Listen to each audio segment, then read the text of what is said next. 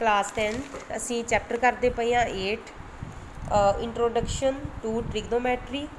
अज असी ये दो एक्सरसाइज पहला कर चुके हैं, थर्ड आ ये पहला फॉर्मूले नोट कर लो। ये वाले जोड़े फार्मूले आ इन्हां दे नाल रिलेटेड जोड़े सम आ वो पेपर दे विच आ जाते जे 1 मार्क्स विच भी ते ज़्यादा विच भी। साइन 90 माइनस थीटा, थीटा लै लो जां ए लै लो, किहदे बराबर हुंदा आ कॉस ए, ठीक आ। ते कॉस 90 माइनस ए किहदे बराबर आ साइन ए। टैन 90 माइनस ए किहदे बराबर आ कॉट ए। ते कॉट 90 माइनस ए किहदे equal uh tan A. सीकंट 90 minus ए किहदे इक्वल आ कोसीकंट ए। ते कोसीकंट 90 माइनस ए किहदे इक्वल आ सीकंट ए। आ 6 फार्मूले तुसीं चंगे तरीके नाल लर्न करने आ। तरीका की आ, साइन जदों 90 माइनस थीटा होवे साइन ने चेंज हो जाना कॉस विच ते कॉस ने चेंज हो जाना साइन विच। टैन ने कॉट विच ते कॉट ने टैन विच। सीकंट ने कोसीकंट विच ते कोसीकंट ने सीकंट विच, ठीक है जी।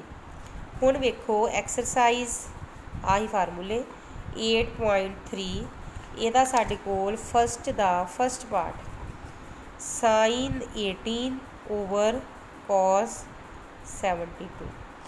हुण इन्हां दोनों चों एक एंगल नूं लिखना आ 90 माइनस थीटा। इन्हां विच एक फीचर साडे कोल कॉमन आ कि जेकर 90 दे विचों मैं 18 माइनस करा तो मेरे को 72 आ जाता है, तो जेकर मैं 90 विचों 72 माइनस करा तो मेरे को की आ जाता है 18। एक नू चेंज कर दो, एक नू एज इट इज़ उदा ही रहन दो, ठीक है।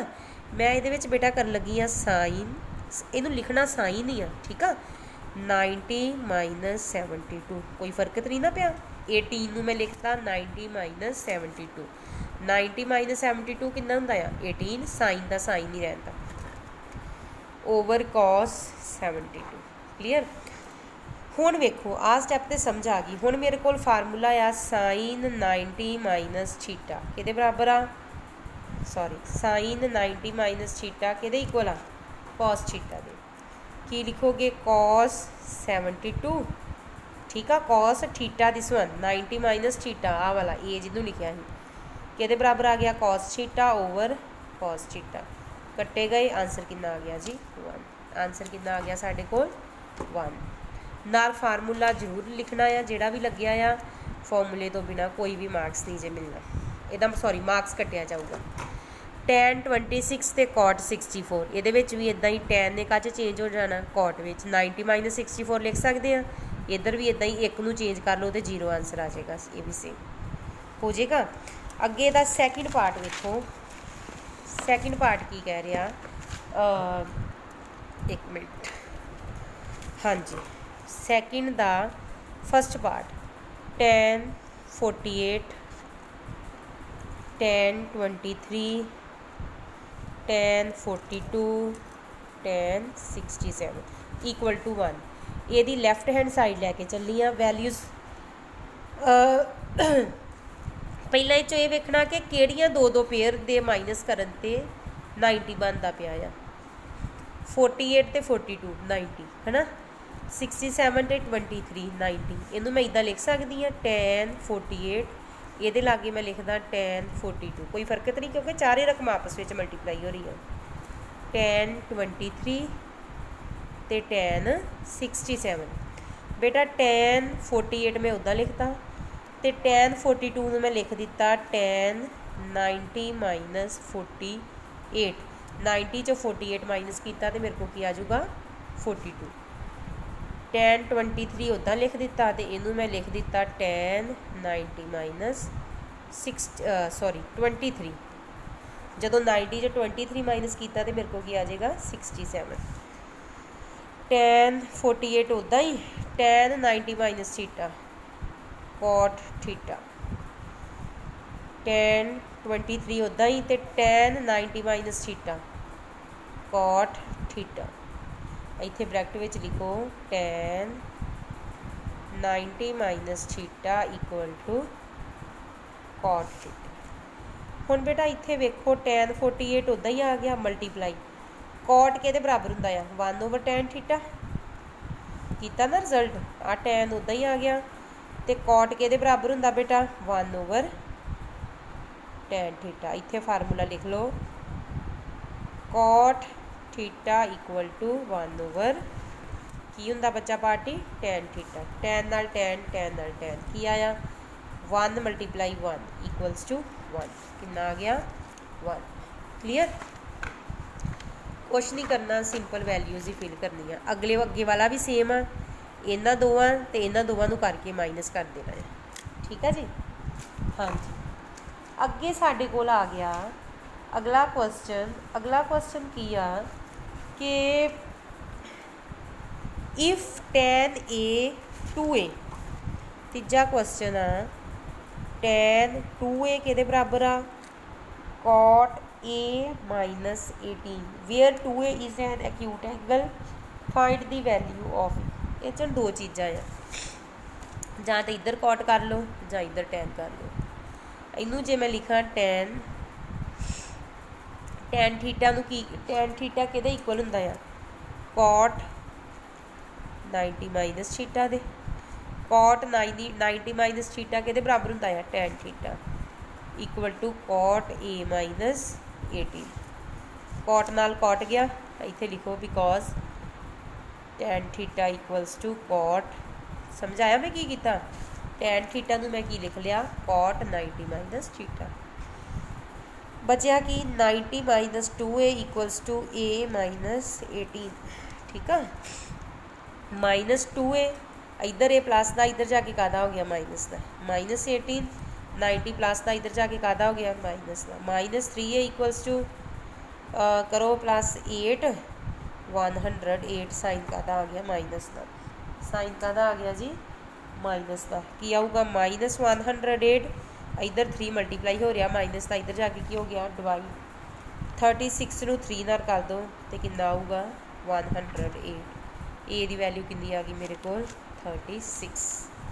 क्लीयर अगे दा फोर्थ सम tan ए किहदे इक्वल आ cot b कहता प्रूव करो a plus b equal to 90 कुछ भी लिख लो इनू मैं लिख सकती हाँ tan नूं cot 90 minus theta equal to cot b because tan theta equal to cot 90 minus theta ठीक है तो cot नाल cot गया 90 माइनस ए आ गया b दे 90 के इक्वल आ गया b इधर ए माइनस का इधर जाके कादा हो गया प्लस का मैं लिख सकती हाँ a plus b equals to 90 degree यहो चीज़ अं प्रूव करनी ठीक है जी।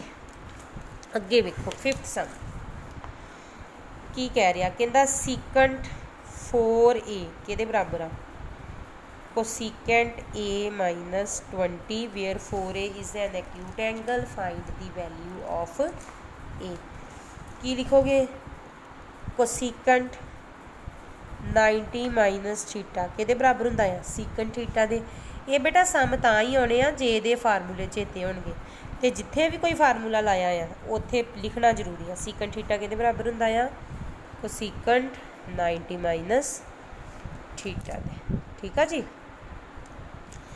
कोसीकेंट गया की बचा मेरे को 90 माइनस 4a के बराबर आ गया a माइनस 20 90 इधर माइनस का इधर जाके 20 कादा हो गया प्लस का a इधर 4a माइनस का इधर जाके कादा हो गया प्लस का 0 9 ते 2 11 5a ए के बराबर हो गया 110 5 नाल डिवाइड कर दो जदों 110 नूं 5 नाल तुसीं डिवाइड किया तो आंसर कितना आऊगा 2 2 22 ये कितना आ गया जी 22 डिग्री। क्लीयर हाँ जी अगे वेखो सम सिक्स्थ सम ये ना इंपॉर्टेंट आ सम बेटा पेपर च आ जाते जे if A B and C are interior angles of a triangle A B C show करो दिसो।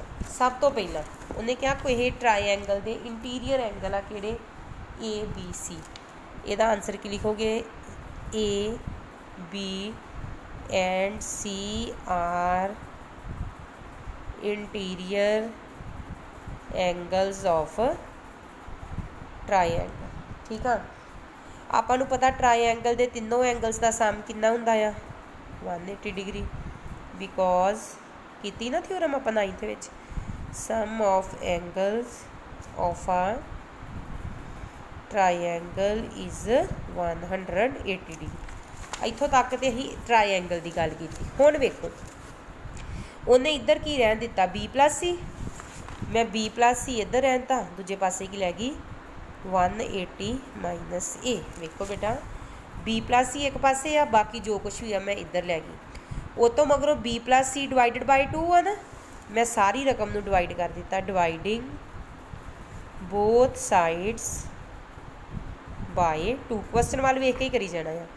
B+C/2 equal to 180 minus A/2 की लिखांगे B+C/2 equals to 180/2 minus A, B+C/2 equals to 90 minus A।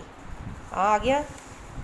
अगे किहदे नाल multiply किया आ sign नाल, की लिखोगे multiply जां लिखोगे taking sine on both sides. दोवें पासे बेटा की लै लो साइन। क्वेश्चन में जो कुछ किया ना सेम उही ले जाओ, साइन 90 माइनस A।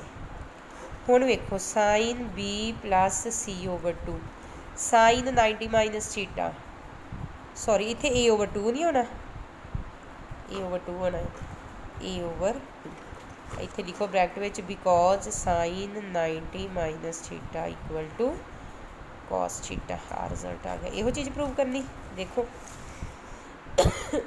सॉरी यही चीज़ प्रूव करनी ही ना, यही आ गई साडे कोल।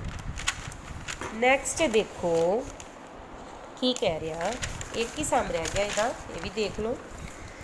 कहता एक्सप्रैस साइन 67 ते कॉस 75 ट्रिग्नोमैट्रिक रेशोज़ दे विच इहनूं एक्सप्रैस करो ते एंगल होण 0 ते 45 के विचकार। वेखो 7वां सम दिता कि साइन 67 ते कॉस 75। साइन नूं की लिख सकदी हाँ, साइन 90 माइनस 90 चों किन्ने माइनस करा तो 67 बनूगा 23, ते 90 चों किन्ने माइनस करा तो मेरे को 75 बनूगा 15। देख दिता, कोई फर्क नहीं ना पिया। 67 मैं लिखता 90 minus 23, sine 90 minus theta cos theta ते cos 90 minus theta sine theta. तो लिखो because sine 90 minus theta cos theta ते कॉस 90 माइनस थीटा के बराबर आ गया बेटा साइन थीटा।